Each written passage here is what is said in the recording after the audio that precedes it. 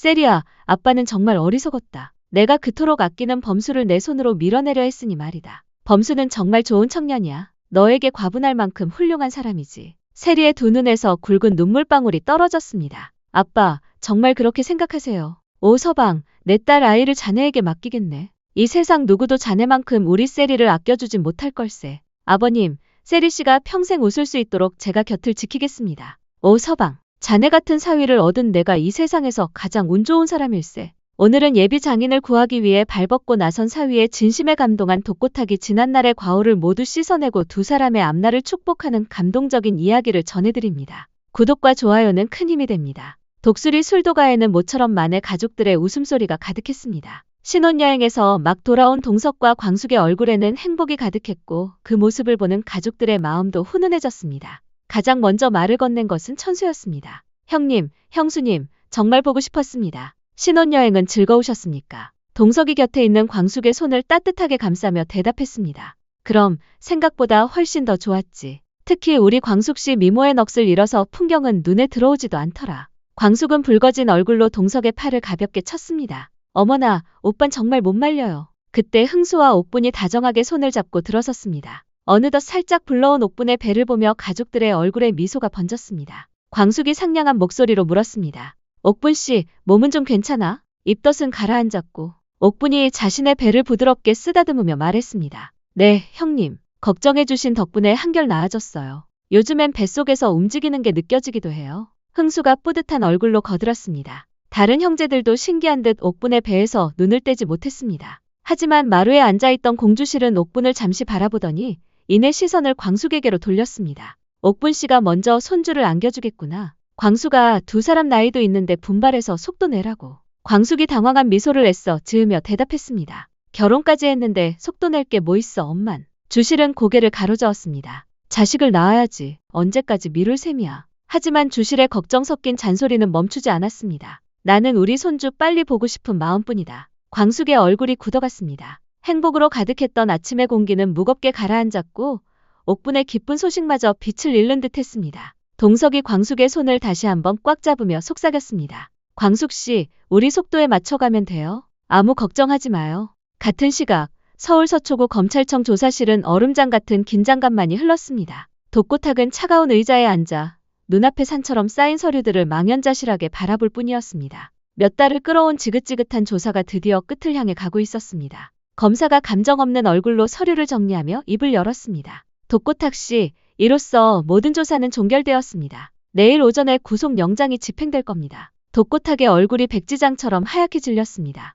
구속이라니요? 그게 대체 무슨 말씀이십니까? 검사는 표정 변화 없이 설명을 이어갔습니다. 업무상 배임과 횡령, 독수리 술도가에 대한 특수 영업방해 혐의까지 전부 인정됐습니다. 특히 부인 되시는 장미애 씨의 진술이 아주 결정적인 역할을 했습니다. 독고탁의 동공과 심하게 흔들렸습니다. 장미애가 내 아내가 증언을 했다고요? 그렇습니다. 회사를 살리기 위한 어쩔 수 없는 선택이었다며 적극적으로 동의하셨습니다. 검사의 말 한마디 한마디가 비수가 되어 독고탁의 가슴에 박혔습니다. 세상에서 가장 믿었던 아내에게 배신당했다는 사실을 도무지 받아들일 수가 없었습니다. 검찰청을 나서는 그의 걸음은 천근만근 무거웠습니다. 분노와 절망이 온몸을 휘감았습니다. 쉴 새 없이 울리는 핸드폰을 받을 기력조차 없었습니다. 장미애에게서 온 수많은 부재중 전화와 문자 메시지를 차마 확인할 용기가 나지 않았습니다. 집에 도착했을 때 독고탁이 현관문을 열고 들어서자 장미애가 애써 태연한 척 돌아봤습니다. 이제 왔어요. 결과는 어떻게 나왔어요?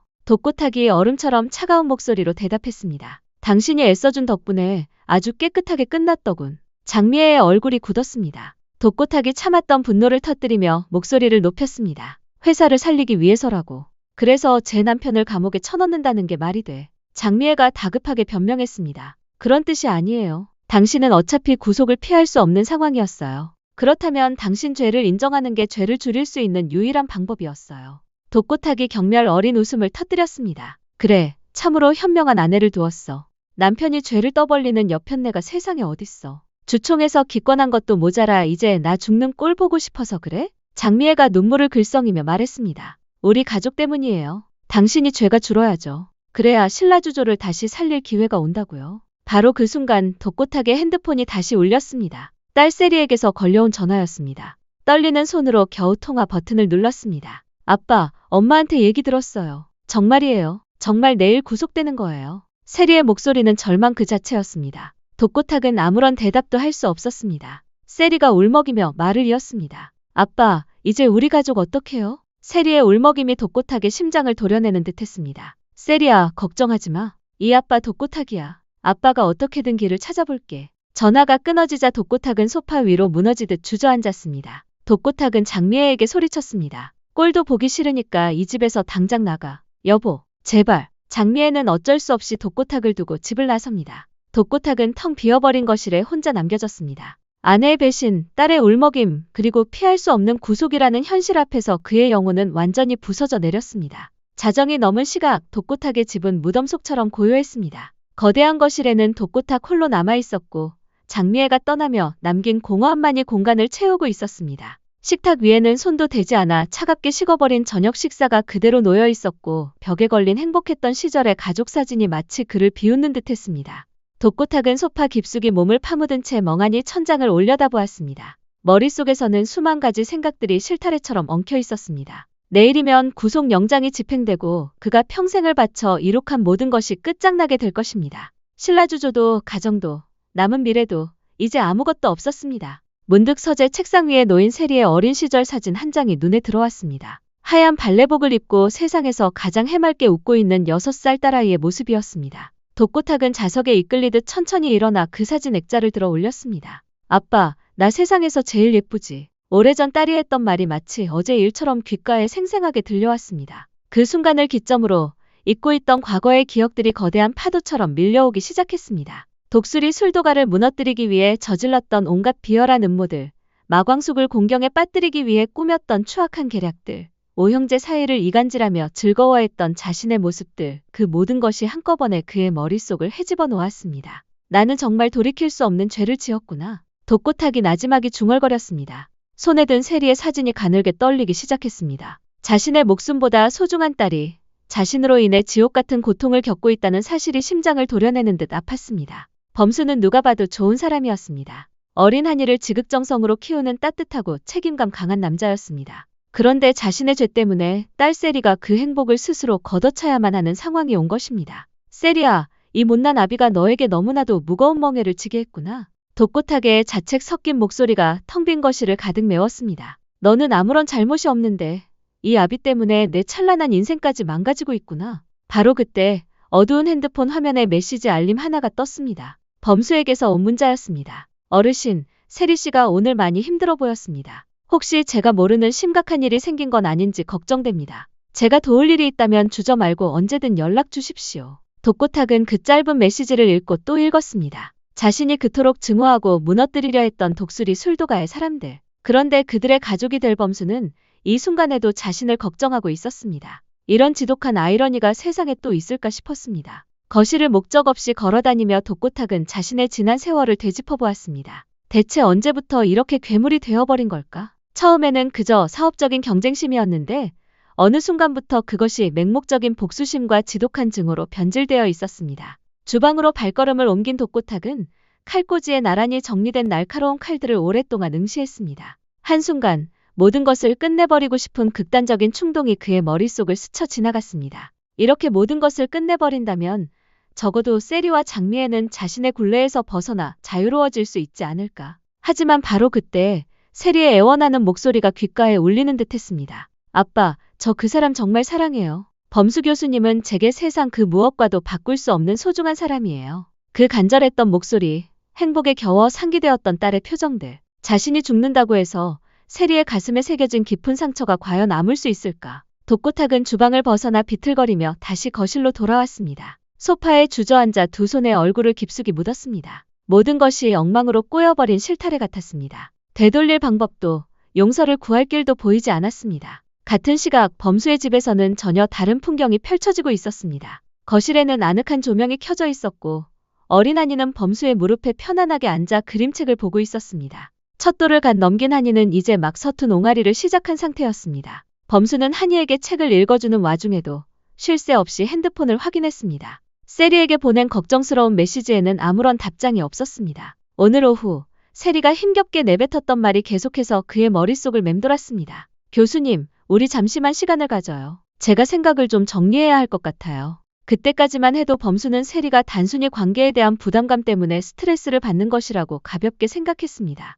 아직 독고탁에게 정식으로 결혼 허락을 받지 못한 데다 어린 한이까지 있는 복잡한 상황이었으니 그럴 만도 하다고 여겼습니다. 하지만 독고탁에게 보낸 안부 문자에도 답이 없고 세리의 표정이 유난히 어둡고 위태로워 보였던 것을 떠올리니 무언가 심상치 않은 일이 벌어지고 있음을 직감했습니다. 한이가 아빠의 얼굴을 올려다보며 옹알거렸습니다. 언니 보고 싶어. 세리를 찾는 한이의 모습에 범수의 가슴이 미어졌습니다. 한이가 다시 한번 옹알거리자 범수는 문득 세리가 한이를 따뜻하게 안아주던 모습을 떠올렸습니다. 한이야, 언니가 세상에서 제일 많이 사랑해. 세리가 한이에게 속삭였던 수많은 약속들, 아이를 바라보던 그 따뜻하고 사랑스런 눈빛들. 그런데 요즘 들어 세리는 부쩍 한이를 만나려 하지 않았습니다. 범수는 한이를 품에 더 깊이 끌어안으며 생각에 잠겼습니다. 세리가 갑자기 거리를 두려는 이유, 독고탁이 자신의 연락을 피하는 이유, 그리고 오늘 뉴스에서 스치듯 본 신라주조의 경영위기 관련 기사들. 흩어져 있던 모든 퍼즐 조각이 하나의 그림으로 맞춰지기 시작했습니다. 그 순간 범수의 머릿속에 번개 같은 깨달음이 스쳐 지나갔습니다.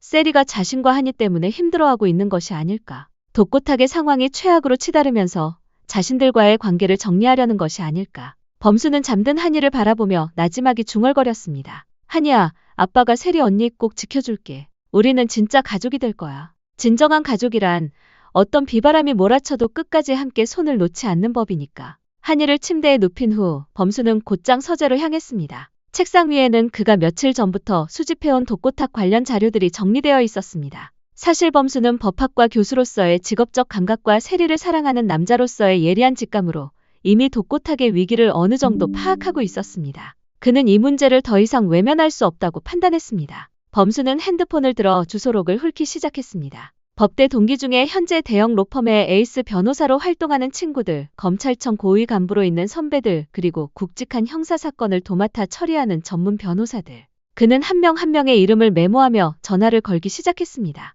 첫 번째 통화 상대는 가장 친한 법대 동기 김 변호사였습니다. 김 변호사, 나야. 늦은 시간에 미안하네. 급하게 자문을 구할 일이 있어서. 범수는 차근차근 독고탁의 상황을 설명했습니다. 물론 세리와의 개인적인 관계는 철저히 숨기고 단지 도움이 절실히 필요한 지인이 있다고만 했습니다. 김 변호사는 잠시 생각에 잠기더니 입을 열었습니다. 상황이 간단치는 않네. 하지만 아주 불가능한 케이스도 아니야. 특히 초범이라는 점, 그리고 진심으로 반성하는 태도를 보인다면 재판부의 선처를 기대해 볼 만해. 그렇게 범수는 밤이 새도록 수많은 동료 및 선후배들과 연락을 주고받았습니다. 어떤 이는 날카로운 법적 조언을, 어떤 이는 유능한 변호사를 추천해 주었습니다. 새벽이 밝아올 때까지 범수는 독고탁을 구하기 위해 자신이 할 수 있는 모든 방법을 모색했습니다. 마지막으로 그는 독고탁에게 다시 한번 간절한 마음을 담아 메시지를 보냈습니다. 어르신, 내일 오전에 꼭 한번 뵙고 싶습니다. 제가 도울 수 있는 일이 분명히 있을 것입니다. 세리를 진심으로 사랑하신다면 부디 포기하지 마십시오. 메시지를 보낸 후 범수는 창밖을 바라봤습니다.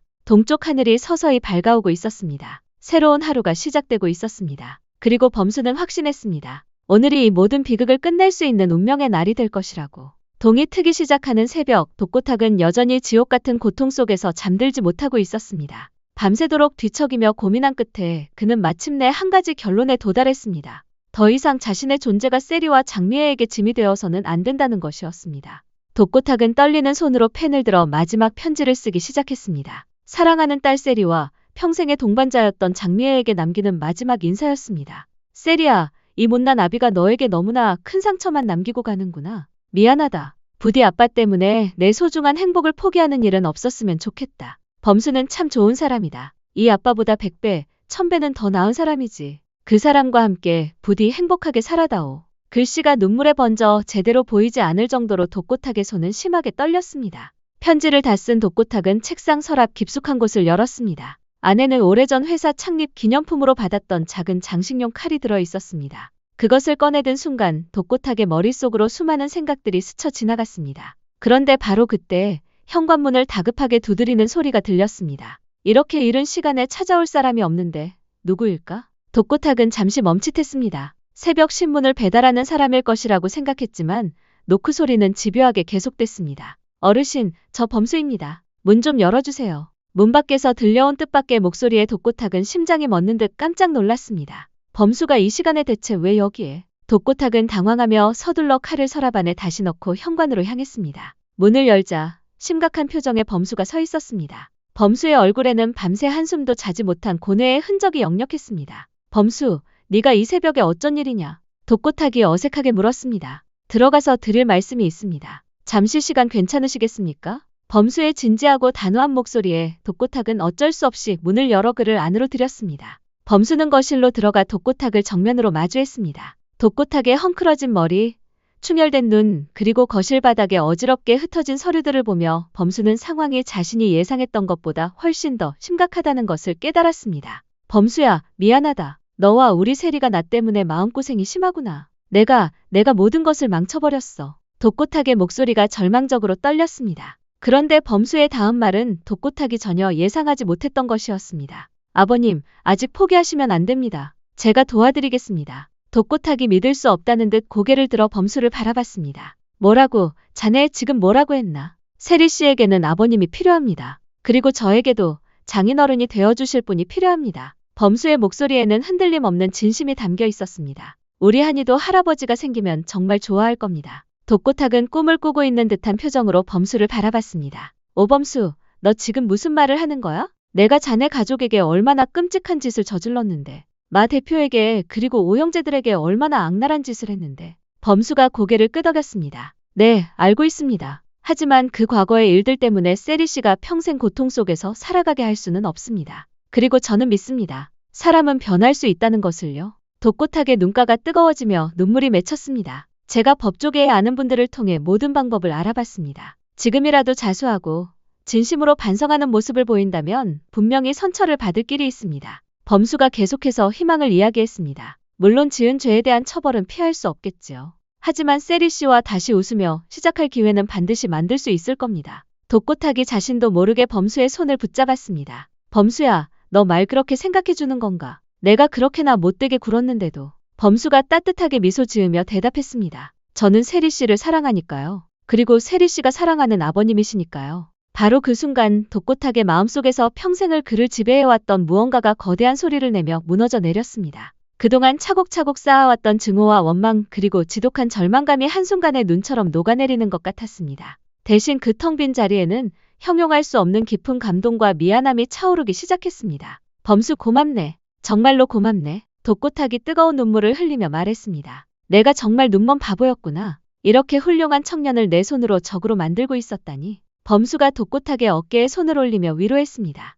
이제부터는 저희가 아버님의 편이 되어드리겠습니다. 세리 씨를 위해서 그리고 우리 모두의 미래를 위해서. 독고탁이 말없이 고개를 끄덕였습니다. 새벽의 첫 햇살이 어두운 거실의 창문을 통해 부드럽게 스며들어오기 시작했습니다. 칠흑 같던 독고탁의 집에 처음으로 따뜻한 빛이 찾아들고 있었습니다. 그리고 두 사람 사이에도 새로운 희망의 빛이 피어오르고 있었습니다. 그 순간 독고탁의 마음속에서 무언가가 무너져 내렸습니다. 그동안 쌓아왔던 증오와 원망 그리고 절망이 한순간에 사라지는 것 같았습니다. 대신 그 자리에는 깊은 감동과 미안함이 자리 잡았습니다. 범수야, 고맙다. 정말 고맙다. 독고탁이 목이 메인 채 말했습니다. 그러더니 갑자기 소파에서 일어나 범수 앞에 무릎을 꿇었습니다. 범수가 깜짝 놀라며 독고탁을 말렸습니다. 어르신, 이러시면 안 됩니다. 하지만 독고탁은 고개를 숙인 채 말을 계속했습니다. 미안하다, 범수야. 정말 미안하다. 내가 너희들한테 얼마나 못된 짓을 했는지 모르겠다. 독수리 술도가 돈을 횡령하고 마 대표를 공경에 빠뜨리려고 했고 오형제들을 이간질시키려 했어. 독고탁의 목소리가 점점 떨리기 시작했습니다. 특히 너는 아무 잘못도 없는데 세리 때문에 괴롭혔지. 너와 세리 사이를 갈라놓으려 했어. 내가 정말 짐승만도 못한 놈이었다. 범수가 독고탁의 어깨에 손을 올리며 일으키려 했지만 독고탁은 고개를 들지 않았습니다. 그리고 더욱 진심 어린 목소리로 말했습니다. 범수야, 너는 정말 훌륭한 사람이야. 한이 같은 어린아이를 혼자서 키우면서도 그 누구도 원망하지 않고 세리를 진심으로 사랑해주고. 그런데 나는 그런 너를 적으로 만들어서 고통을 줬어. 독고탁의 눈에서 눈물이 흘러내렸습니다. 어떻게 이럴 수가 있지? 내 딸이 사랑하는 사람을 내가 그렇게 괴롭혔다니. 범수도 눈시울이 붉어졌습니다. 독고탁의 진심 어린 참회의 마음이 움직였습니다. 어르신, 일어나세요. 이제 그런 일들은 다 지난 일이에요. 하지만 독고탁은 여전히 고개를 숙이고 있었습니다. 범수야, 나 같은 놈이 너한테 용서를 구할 자격이 있을까? 하지만 세리를 위해서라도 부탁한다. 나를 용서해다오.